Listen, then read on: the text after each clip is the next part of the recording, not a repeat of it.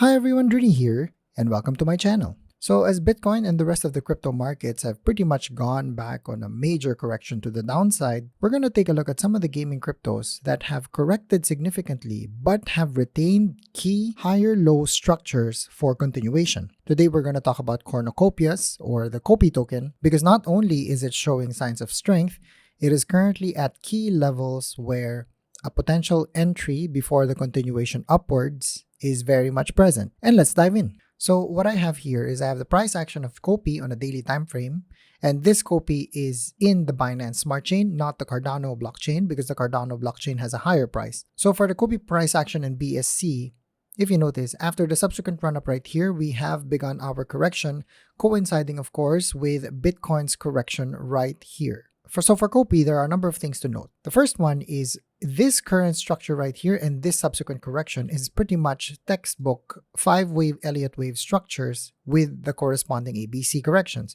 So you have wave 1 right here, wave 2, this is your wave 3, wave 4, and wave 5. Or you can even lower the wave 3 right here if you want to focus on the candle bodies rather than the wicks. And right now, where are we? We are currently done with the A wave right here. We are in the midst of a B wave lower high and a potential C wave correction somewhere along the way. So a potential scenario here is if Bitcoin continues to remain weak right here, what can potentially happen is you may rally up here to the EMAs, get rejected, and subsequently the C wave correction will then begin. When we overlay the Fibonacci, where the candle body right here would be the all-time high from a close perspective, and this candle body right here is the low where we found support before continuation to the upside. What we can see right here is Copi actually adheres to Fibonacci retracement ever since. What do I mean by that? So for the Copi price structure, what's been happening so far is we have been adhering to key Fibonacci levels where we find either resistance or support with key Fibonacci levels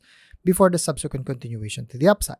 For example, this particular level right here where we rallied up met the EMA as resistance. Unfortunately, we kept going down.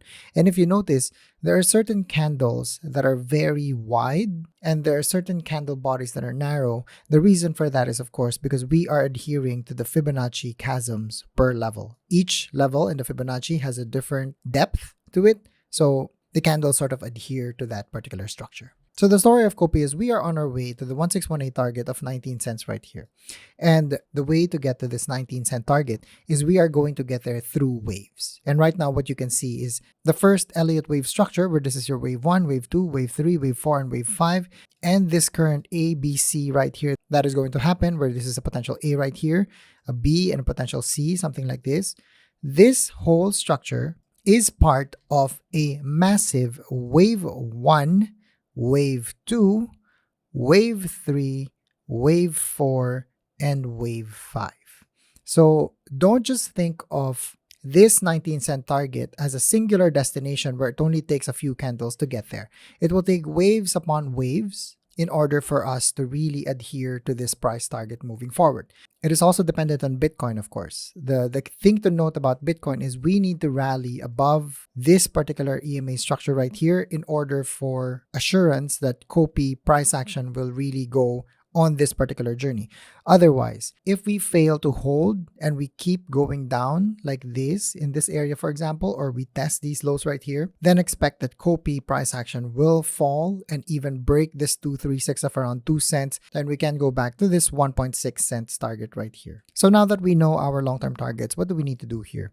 So it's very important to spread out your buys. So right now we have already corrected by around 45%. So what you can do is you can spread out your buys where this particular entry right here is your entry number 1. But do not empty your bags on this particular entry right here, because if Bitcoin continues to have weak moments, and a potential scenario for Bitcoin actually is you can have a wick, a scare wick, because right now we are in the midst of this ascending channel right here. But what may potentially happen is there will be a lot of leverage longs that will currently start piling up at this level, forcing the whales to really liquidate all of those particular positions as a wick similar to this and similar to this before the subsequent move to the upside.